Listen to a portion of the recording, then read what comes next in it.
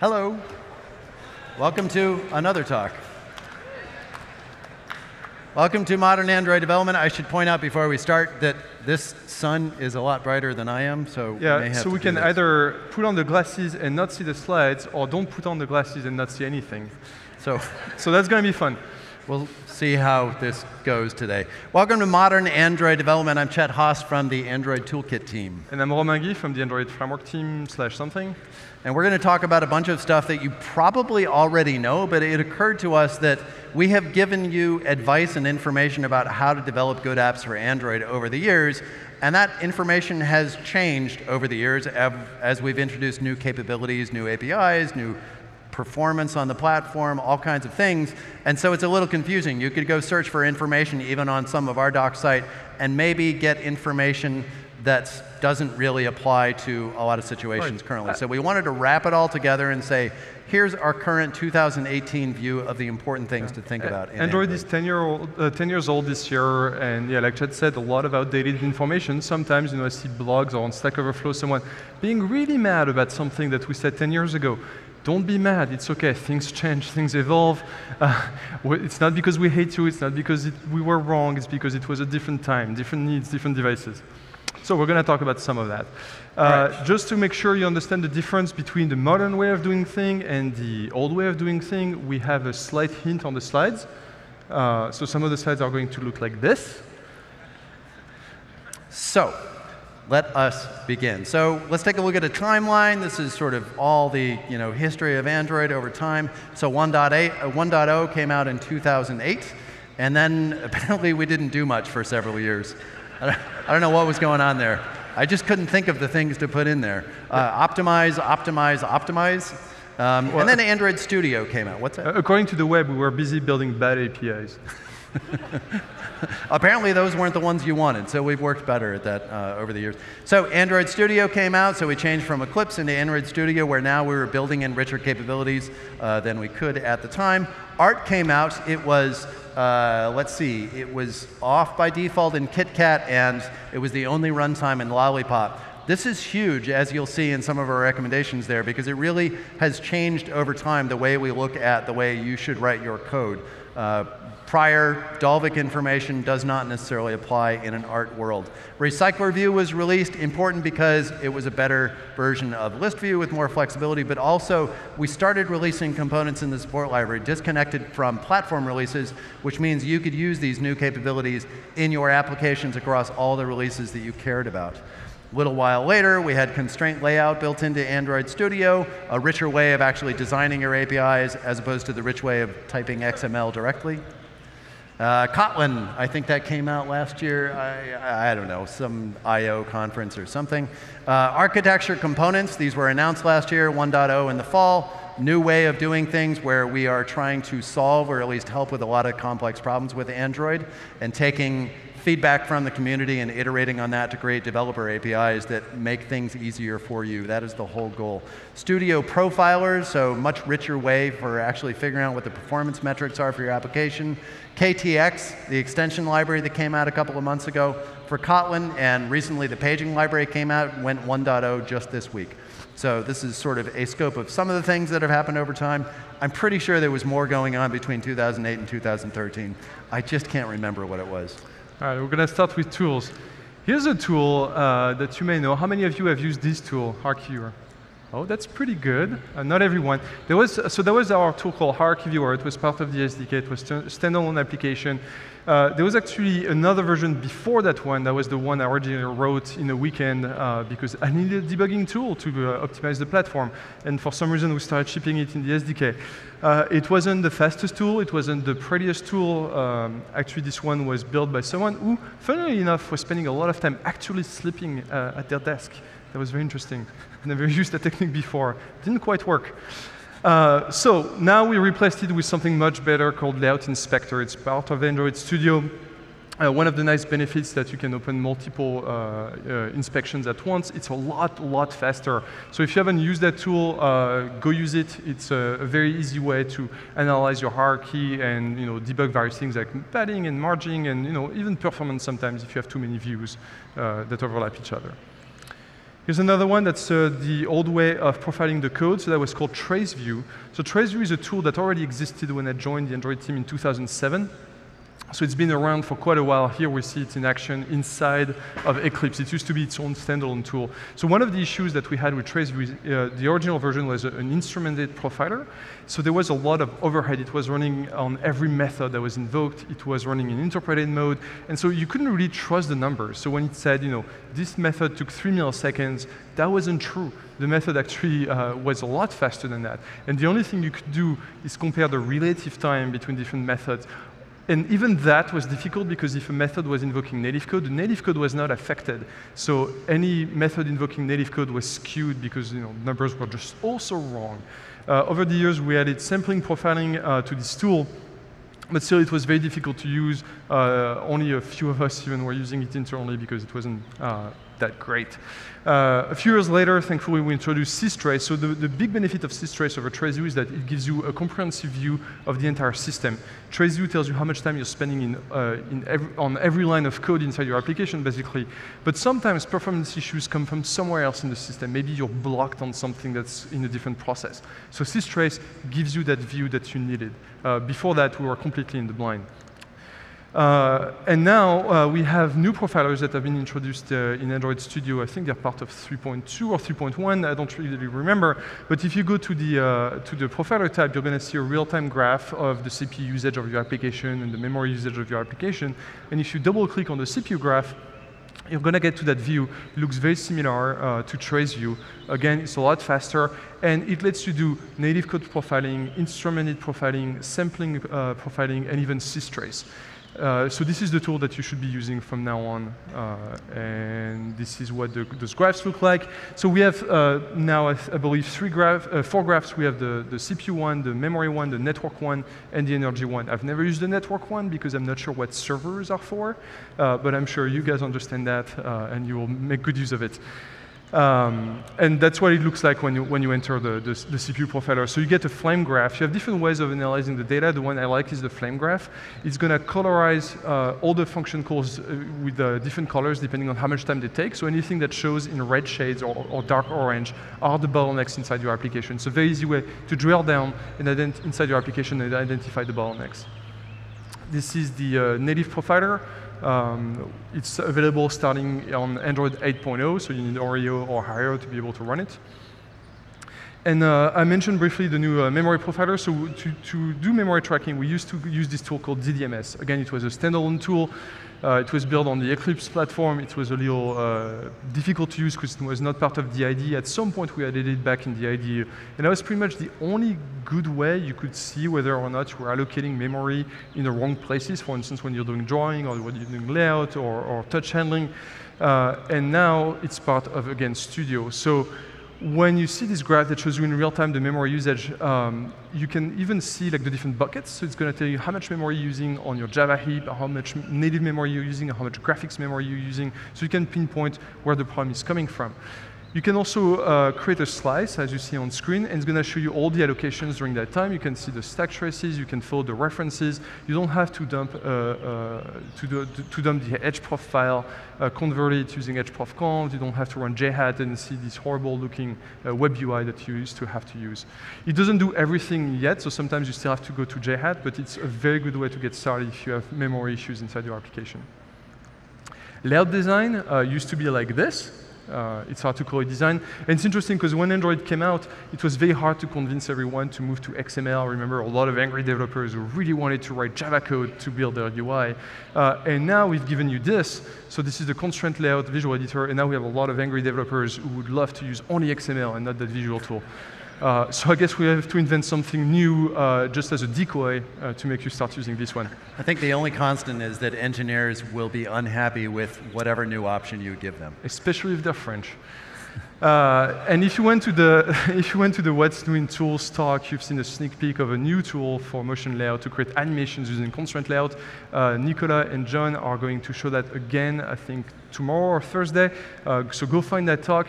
And so we want to make it clear that this visual designer is only the beginning. There's so much more we can do. We haven't had time to build everything yet, but this new motion layout editor is the next step. And building animations with visual feedback, real-time visual feedback, is a lot nicer than using XML. Runtime and language. Jet? Sure. So Dalvik. Don't be so sad. Dalvik was awesome for doing what it was designed to do, which was it was optimized for space. When the G1 came out, it had 192 megs, 48 of which or 64. A small portion was accessible. A very to small the applications. amount of memory was actually available for applications to use. So Dalvik could not, as a runtime, take up a bunch of memory for itself for all the heap and where it needed to store things. So that meant that as devices got better, as memory got larger, it didn't necessarily have the capabilities to optimize in the wholesale way that we needed to. At some point, they basically started from scratch on the ART runtime that, as we said, came out in KitKat and was default in Lollipop. But back in the Dalvik days, we basically had recommendations that came from that because of things like allocations being really expensive. It had to walk the heap and find a place to put this thing. And the heap got fragmented over time, which meant that even if it had a bunch of space there, it didn't necessarily have a lot of contiguous space in which to find a place to put that object. And then collections were also really expensive. You would allocate things over time, and then eventually it is going to run out of memory. And when it does that, when you're in the middle of an animation, you're on the UI thread, and it says, I need to allocate space for a bitmap, can't find the space, better run a GC, you're probably going to lose 2 or 3 frames just because Dalvik needed to actually collect all the items without references anymore. So some of the recommendations that we had were basically avoid allocating things whenever you can. That's certainly the way that we live life inside the framework because we are your inner loop, but we also recommended that application developers do that. One of the recommendations that I believe the community has seen batted around was don't use enums, right? Because it turns out an enum structure, the class structure, is a whole lot bigger than an int object. Right? And we use ints all over the place because we try to minimize the amount of memory we're taking up. And we also try to minimize the amount of time we're creating a new object as opposed to passing primitive types around. We also said that primitive types are cool. Ints are cool, floats are cool, capital I integer, not so cool. Also what's not cool is autoboxing. So when you're using standard collection classes, if you have a bunch of information stored in these primitive types and they're being autoboxed in and out, or if you're using other patterns and approaches that cause these things to get created into objects, you would see in the tools that we had like Allocation Tracker at the time that you'd be autoboxing and causing allocations along the fly, and then eventually GC kicks in and you hate yourself just a little bit more. So, modern world, we now have ART. It is optimized for performance. It was created from the ground up not to optimize for memory, but to optimize for performance. And this is performance in terms of method call stuff, but it's also optimized for allocations and collections. Way faster allocations and collections for a few different reasons. One of those is it has a set aside for large objects. So instead of putting everything in the same heap and then having to find space for large objects amidst all the tiny ones, it puts all the bitmaps in a separate heap, all the large objects overall. It's way easier to find information, find space for those large objects, and then the small objects go in the separate heap. Also, really cool, it can defragment. Dalvik could not defragment, so it would allocate over time, and eventually there wasn't enough space for that thing you needed. So you would get these obscure error messages where it said that it couldn't find a megabyte because there's only 48 megabytes free. Doesn't make a lot of sense until you realize, well, it's probably that the heap is fragmented and we can't really do much about that. Now we can. In ART, it defragments the heap. In an earlier release, it would defragment when the application was in the background. Now it can actually defragment when the application is in the foreground as well. So way better. So the recommendations we have now are go ahead and allocate when necessary. It's okay. In fact, if you use enums, I don't care. Go ahead. Apparently you do care, so I hope you enjoy them. We still, as a rule, tend to not use them in a lot of framework code and APIs. They are there sometimes, but as I said, we are still the inner loop, so we tend to be way more conservative than you necessarily need to be in your application code. Use appropriate types. I still think primitive types are really cool, but you know what? If you need to use a collection with an object type, that's okay. But be aware that these phones are still constrained devices. Memory may not be 48 or 64 megs available, but it is still being shared with everything else being run on that system. Also, batteries are really important. It's important to let that battery last as long as possible. So if you're constantly doing things all the time, if you're constantly generating garbage and collecting it, sure, art is a lot faster at that, but art still has to do the work of actually allocating and collecting, and all of that stuff uses power. So it's still good to remember that the battery uses power and that maybe you should be conservative on what you're trying to do. And also, like the framework, be aware of the inner loop bottlenecks.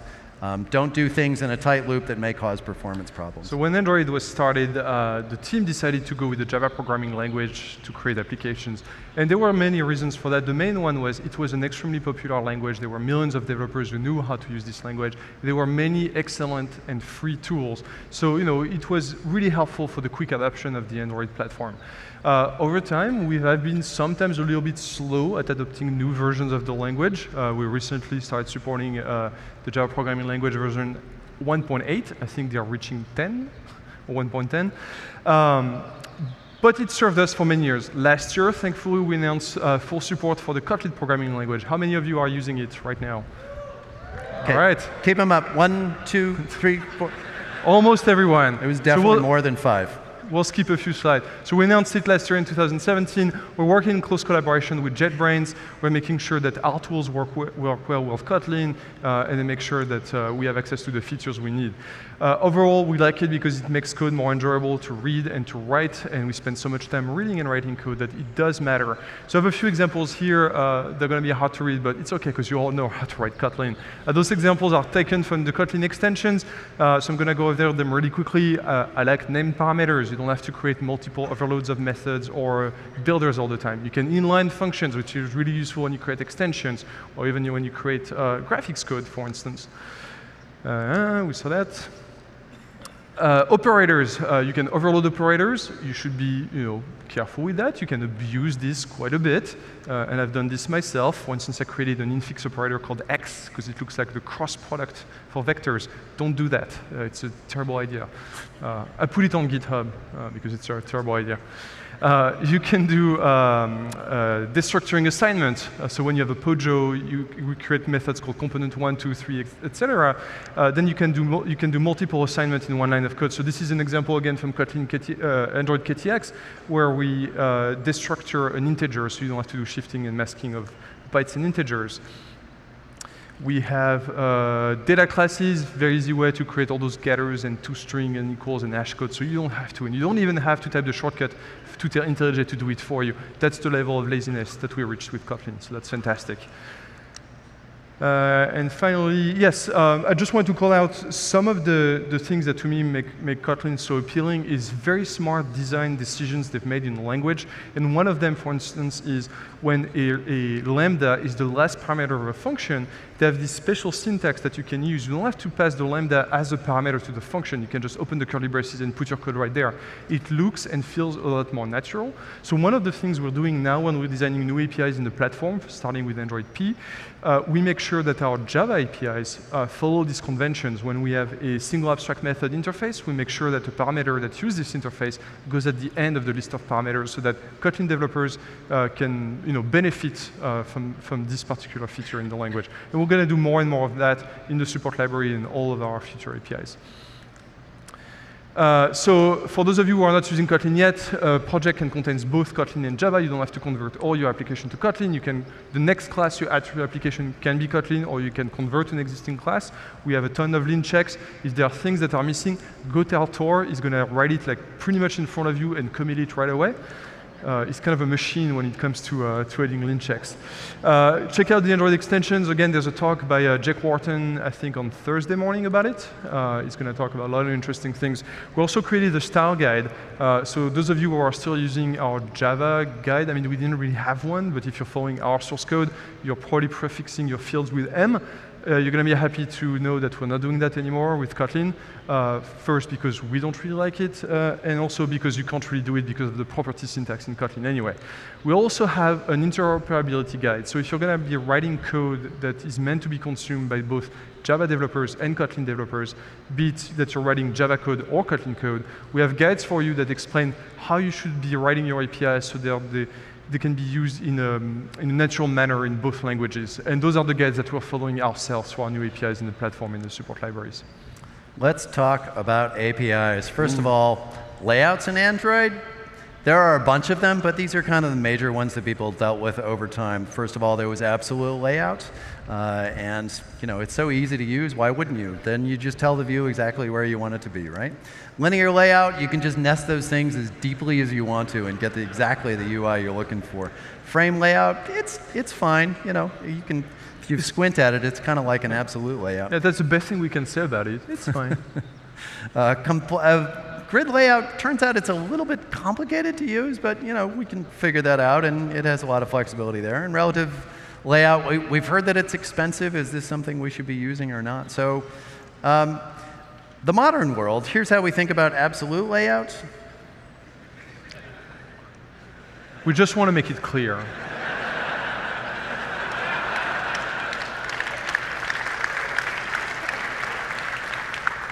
The only reason that this is not deprecated is because that there is one important class that's subclasses. No, it is from deprecated.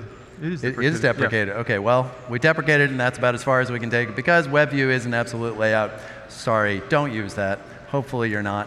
Linear layout, it's actually fine to still use, especially for simple cases. If you're deeply, deeply nesting, then you're deeply, deeply wrong, and there's a better solution. We'll get to it at the bottom of the slide.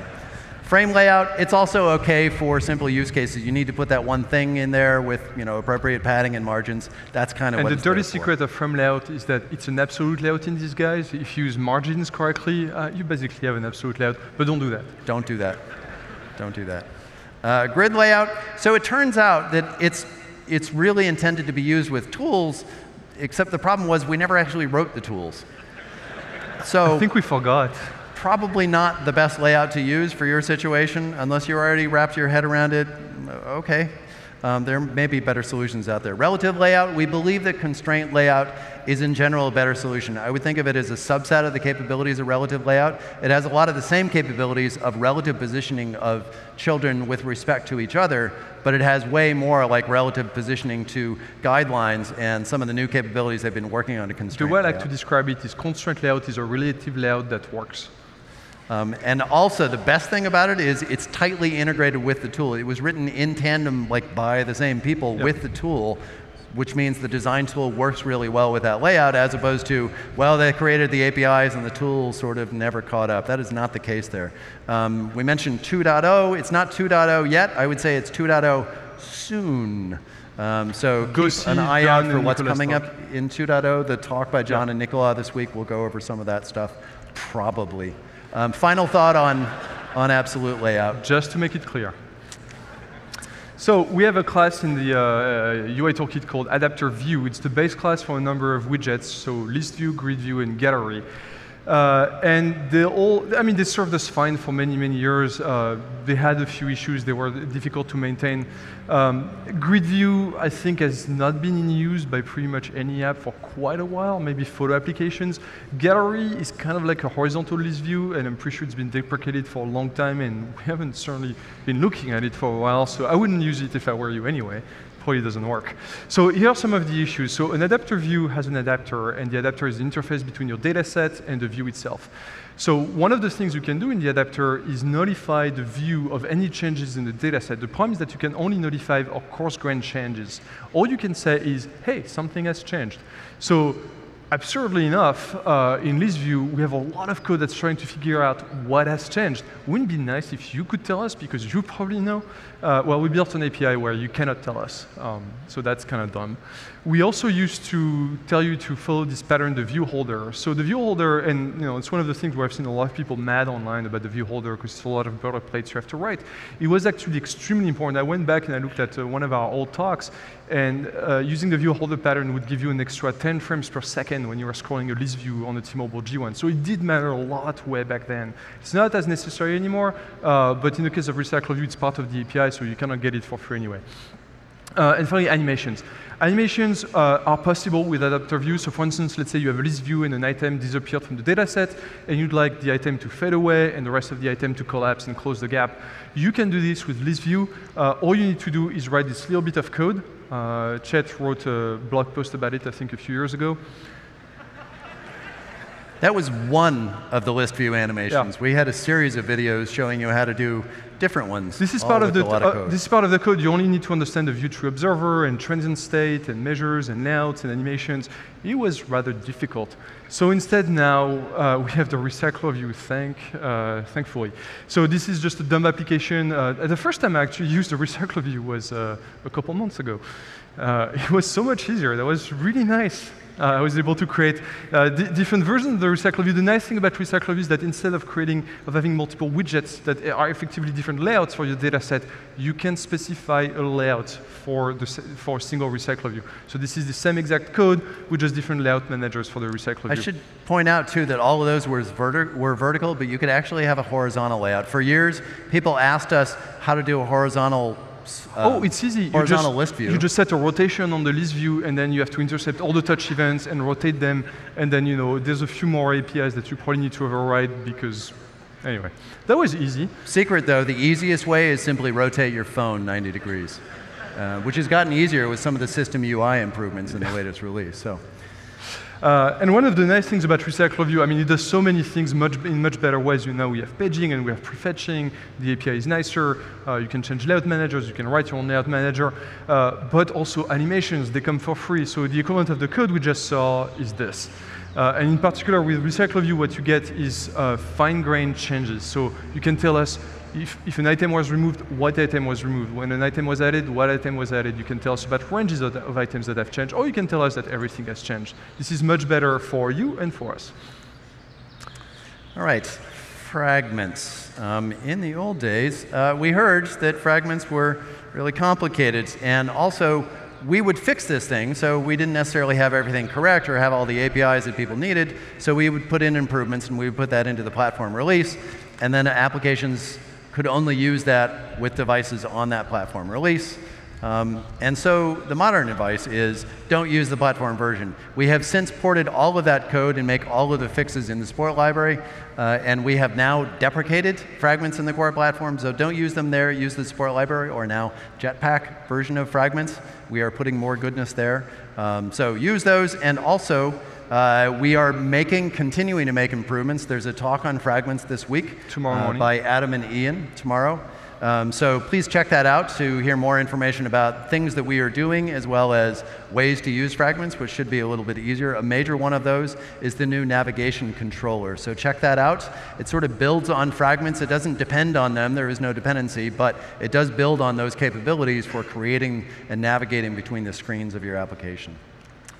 Activities, very closely related to fragments. In the old days, basically Android applications consisted of multiple activities. That was the application flow for all Android applications. We expected developers to do this, and developers did this. When you want to go from one sort of screen of your app to another one, you launch an intent, you get a new window. There you have some window animation to get you there, and there you are. The new approach is use single activities when you can. It turns out that's a much richer experience for the user.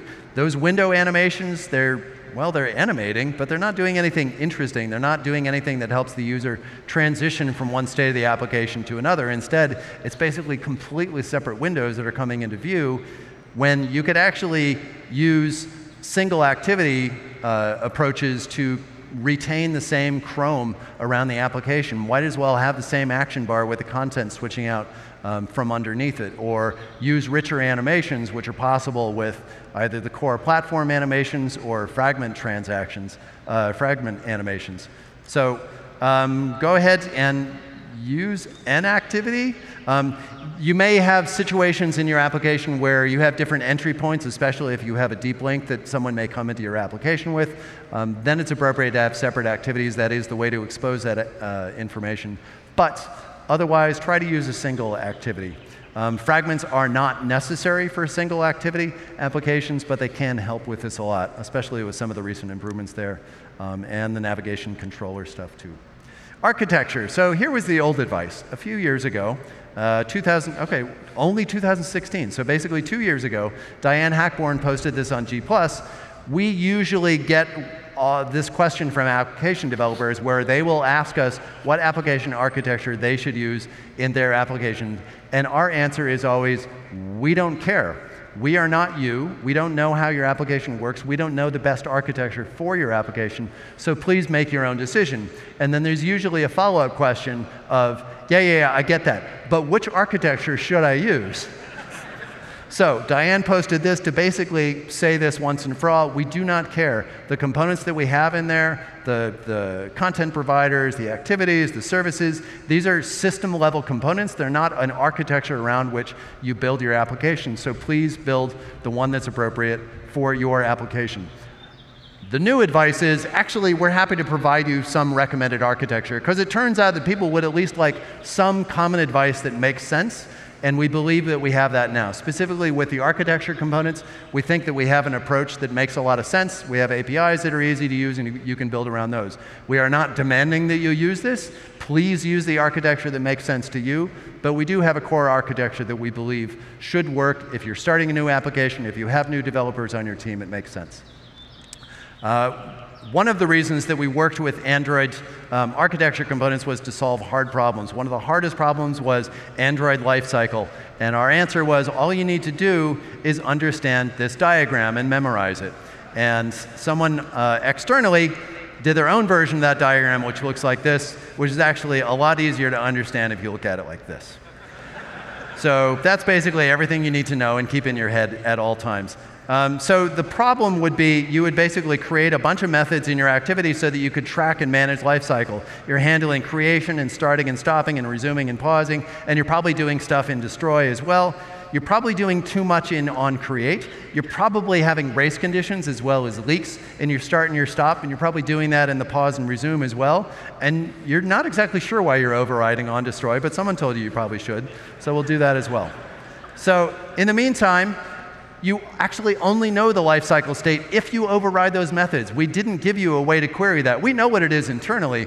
We're just not letting you in on the secret. All right, so there is no API for you to query, so you need to override all those methods, and then you end up chucking too much code in there. So too much logic basically happening everywhere. The new approach is we have an object called a lifecycle owner. You can ask it for a lifecycle object, and then you can either query the state if you want to know what state of lifecycle you're in, or you can set an observer on it, and then you can get callbacks into this methods. This allows you to abstract it into a separate place, so you're not basically bogging down activity code with all this information, but you're putting it where it makes sense in your application. Fortunately, we override, we subclass lifecycle owner or implement that in both fragment and app compat activities. So in the support library, please use these. Those are lifecycle owners, so basically you can query them to get the lifecycle and then go from there. So we went from a model where you would have activity with basically all of this lifecycle dependent logic in it to a model where the activity can be much smaller, take that logic out, abstract it into this other thing over there, set a lifecycle observer on it, and get the callbacks you want. We have a similar problem going on with views and data. We have an activity, and then we have all this information about the views in there, and then we have the data for the views, and we need to know when the data changes, and we need to also track the lifecycle so that we don't leak things or call things at the wrong time. So we just end up having too much stuff there. Well, now you have this concept of a live data and a view model where you can put that stuff, you can abstract it out of the activity, so you can put all that information out there, observe that stuff. So now in the activity, you should really have only information about views and a reference to the view model, and then put all of that logic in the view model. It's using live data objects, it's handling lifecycle on its own, and you can observe it. Way better, way less buggy. For data, our approach, our argument to you was well, you're on your own. We don't manage your data. Do whatever you want. And there are lots of database solutions out there. We have SQLite in the platform. Go ahead and use it. Knock yourself out. Whatever. We don't want to get into that business. The new approach is we actually do offer something for data. It builds on top of SQLite, but it actually offers build time verification. So you're not just sending these queries down and then getting errors at runtime. But you can see this problem at build time and integration with the live data stuff that we saw earlier. Or you can be on your own if you want to. We're not trying to take over your database solution. We're simply offering a better local persistence story than we had previously to make it easier for you. The overall diagram looks like this. The only new element here is this idea of repository. It's a pattern for basically abstracting for where the data comes from. So if it comes from local or web, shouldn't matter to the rest of the people that are querying it, so it's kind of nice to have an abstraction there. Data paging. So we had this thing called cursor adapter. It had some good elements about it. It did have support for a database cursor. That's nice. But it was specific to ListView and had basically other problems with inefficiencies, paging sizes, stuff like that. We had async listUtil, which was more useful, but also was really inefficient for doing things like web transactions. So we have a new model in modern Android. We have data paging. The paging library went 1.0 this week. And there are good things about it. So it works with RecyclerView. It handles fine-grained data changes. This is much more efficient. Uses background threads very easily. You can observe changes, so it's integrated with live data. But again, we're not forcing this architecture on you. If you're using RxJava 2, you can integrate with that very easily as well. And flexible data fetching options, so you can specify, the window size and when you want to get these things. There are, of course, always trade-offs. I find that the bad thing about data paging is that the name is rather boring. Graphics, so when we started Android, we only had OpenGL 1.0. We didn't even have shaders. We were doing everything with software rendered. That was an issue for several years. It was fast enough for the early devices. It's only when we hit the tablet form factor that it started to become an issue. We used to do a lot of 9 patches, and I'm sure some of you have suffered through the creation of 9 patches, or even worse, trying to explain your UX designer how to create them. Like, where do you put the black dots? Which side do they go? I still don't know to this day. Text review with Surface View, we touched on that in our previous talk. Basically, there was always this problem of use the less efficient texture view, but that can integrate better with the other views like ListView and animations, or do you use Surface View? And managing bitmaps was hard. A lot of you built applications and you were getting out of memory errors because you're trying to create bitmaps and you have to do caching and this is difficult. And our answer was basically, c'est la vie. So nowadays, we have OpenGL 3.1 and 3.2. You have compute shaders. You have Vulkan if you want to do low-level graphics rendering. We do hardware acceleration everywhere. Vector drawables have basically replaced most of our drawables and bitmaps in applications. So we have small applications you don't have to support. Supporting multiple densities is a lot easier. You don't need as many patches as before. And something that we're now doing is, we're working with you. Very often, application developers turn to us for solutions. But when the community, that is you, have been building amazing libraries that we think are the right answer, that's the ones you should be using. So for instance, Glide or Picasso or Lottie are excellent at what they do. Like if you want to manage bitmaps or if you want to create crazy complex animation with Lottie, you should use those. We're not going to spend time recreating something that already exists out there and that we think is very good at what it does. So please go use those libraries. Again, nowadays you should probably use Surface View and not Texture View anymore. It has outlived its time. And finally, we used to tell you to profile your code. We used to tell you to evoke work whenever possible and to minimize memory consumption. But now we have better devices. We have a lot of cores, we have a lot of RAM, we have a better language, it's a better runtime. So instead, what you should be doing is profiling your code and avoiding work whenever possible and also minimizing memory consumption. Because it turns out that devices are still constrained. You need to keep that in mind. Battery life is critical, and bandwidth is precious, and all of these contribute to user experience. So your user will thank you if you are actually still being conservative about these things and getting the best performance for your application that's appropriate. We would like to thank you, and there's a different way to say this,